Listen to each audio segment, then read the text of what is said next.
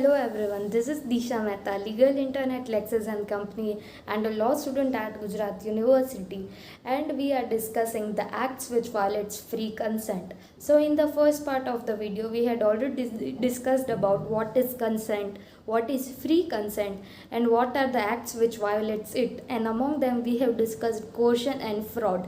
And today in this video we are going to discuss about the more of the same. So let's start. So first one for today is undue influence. So when the parties to contract are in relationship in such a way that one party can dominate the will of the other and uses the unfair advantage so gained to obtain the consent of other party, then consent is said to have been obtained by the undue influence.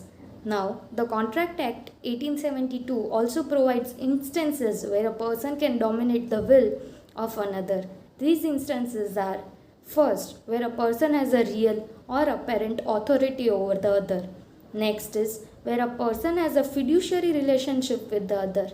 And the third one is where a person enters into a contract with another whose mental capacity is affected either temporarily or permanently. When a party who in a position to dominate the will of other enter into a contract and the contract prima facie appears to be unscienable, then it is the burden of the party who is in a position to dominate to prove that consent has not been obtained by undue influence. When the consent of party to the contract has been obtained through undue influence, then the contract becomes voidable at the option of the party whose consent has been so obtained. Now, the next one is mistake. So, a mistake is when one of the party has given its consent to the contract under some kind of misunderstanding, then the consent is said to have been given by mistake. If it wasn't for the misunderstanding, the party would not have entered into the agreement. Under contract law, a mistake can be of two kinds. First one is mistake of law and second one is mistake of fact. So what do you mean by mistake of law? So when the party has any misunderstanding with regards to the legal provisions, it is called as mistake of law. Now the party can be confused regarding the law of the homeland or law of a foreign land. If it is a mistake regarding the law of the homeland, the contract cannot be avoided. The party cannot take the plea of having no knowledge of laws of his homeland. Having no knowledge of, but if it is a mistake regarding the law of a foreign country, it can be excused. Now, what do you mean by the term mistake of fact? So, when the parties have any understanding regarding the subject matter or terms of the contract, it is said to be mistake of fact.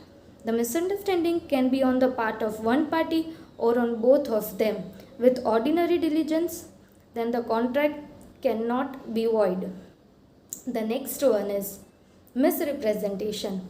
So, misrepresentation under the Indian Contract Act 1872 has an exhaustive definition and can be divided into three types.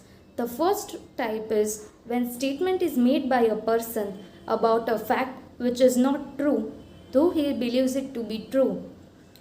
Second type is when there is a breach of duty by a person who is making the false statement and he gains some kind of advantage even though it wasn't his intention to deceive the other party.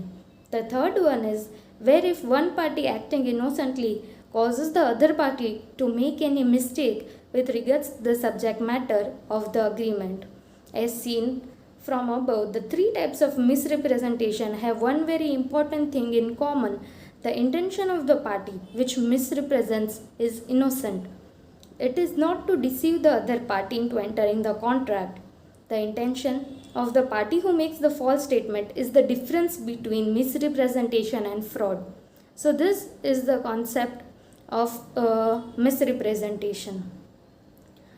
Now, as you know that free consent is absolutely essential to make an agreement a valid contract. Therefore, the importance of free consent cannot be stressed enough. Consent of the parties to the contract must be free and voluntary. Consent to the contract has to be given without any kind of pressure or delusions. It is important that the consent given by the parties is free, as this can affect the validity of the contract. If the consent to the agreement was obtained or induced by coercion, undue influence, fraud, misrepresentation, or mistake, then it has potential to make the agreement void. So these are the acts which violate the free consent. Hope you like them. Thank you.